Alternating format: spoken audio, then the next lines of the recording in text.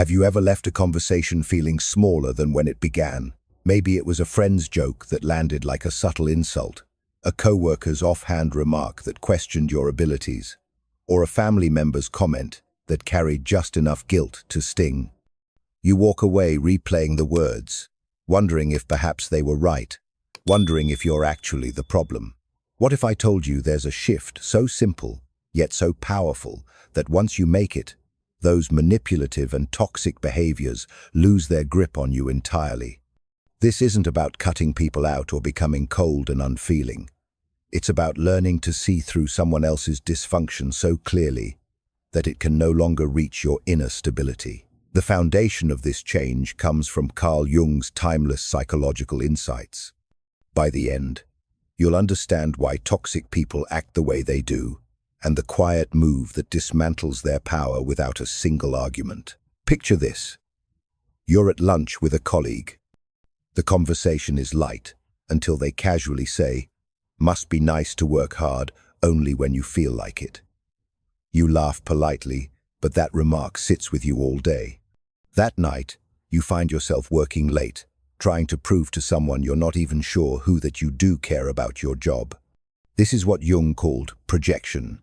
It's when someone unconsciously assigns their own unwanted traits, fears, or emotions to another person. They're not aware they're doing it. Their mind avoids truths it doesn't want to face by seeing them in you instead. When a toxic person calls you selfish, lazy, or too sensitive, they might be speaking about themselves without realizing it. They unload their discomfort onto you, and if you're not aware of what's happening, you start living as though their distorted version of you is reality. Consider Daniel, a young architect who poured his heart into his work. His friend Liam constantly mocked his ambition, calling him obsessed or too intense. At first, Daniel laughed along, but over time, he wondered if Liam was right. That doubt grew until Daniel learned about Jung's concept of the shadow, the hidden parts of ourselves we'd rather ignore. Liam had abandoned his own career dreams years ago. Seeing Daniel chase his with passion brought up Liam's unacknowledged regret. Instead of facing that pain, Liam's unconscious mind made Daniel the problem. This is projection's danger. If you don't see it for what it is, you start living inside someone else's unresolved story. The moment you understand that this is about them, not you, everything changes. Their words lose their sting because you're no longer accepting them as truth. But here's where many people make a critical mistake. They try to defend themselves. They explain, justify, or argue, hoping to clear things up. In reality, this gives the other person more material to twist and use against you. Jung's work shows us the antidote isn't more talking, it's stepping out of the game entirely. One of the most effective ways to do that is through silence. Silence isn't about avoidance or passivity. It's about removing the fuel that toxic individuals thrive on. These people rely on your reaction, your defensiveness, your anger, your explanations to keep the dynamic alive. In martial arts, there's a principle of using your opponent's momentum against them. Silence works the same way. Take Olivia, a skilled analyst working under a manager who nitpicked her work publicly. At first, she stayed late, crafting detailed explanations for every decision, trying to meet impossible expectations. When she learned about projection and the shadow, she tried a new approach. The next time her manager criticized her in front of the team, she simply said, "Noted," and returned to her work. No defensive tone, no lengthy rebuttal. Over time, without her reactions to feed on, her manager's public criticisms lost their power. What Olivia demonstrated wasn't retreat, it was strategic control.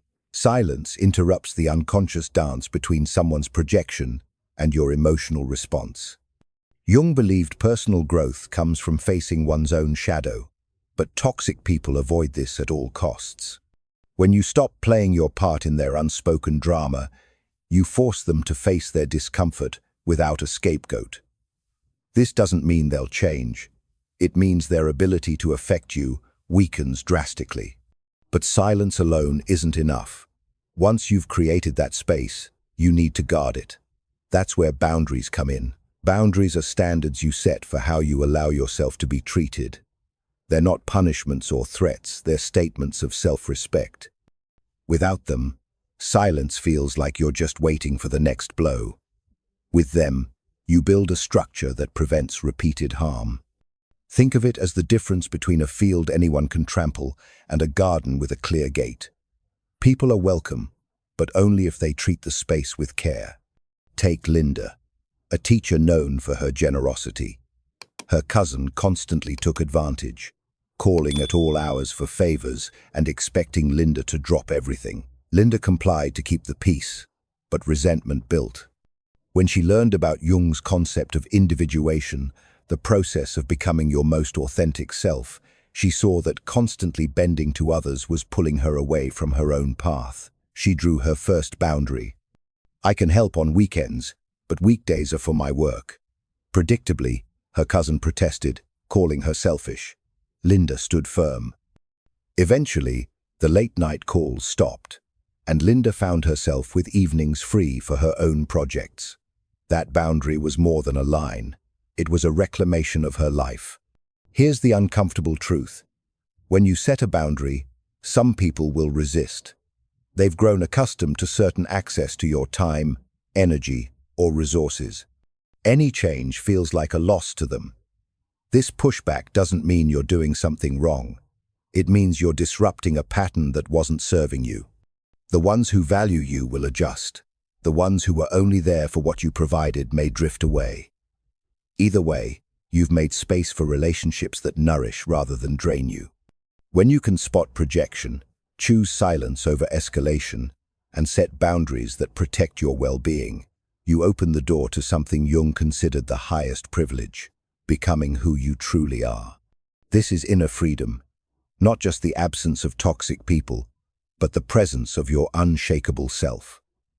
It's living in alignment with your values, where others' attempts at manipulation no longer stick. Inner freedom is deeply personal. For Marcus, it meant pursuing his photography business without fearing family criticism. For Elena, it was saying no to extra work so she could spend evenings painting. For you, it might be something else entirely, but it begins with the same decision, choosing your well-being over someone else's chaos. To start building this freedom, first recognize projection when it happens. The next time someone throws a cutting remark your way, pause and ask yourself, what does this say about them?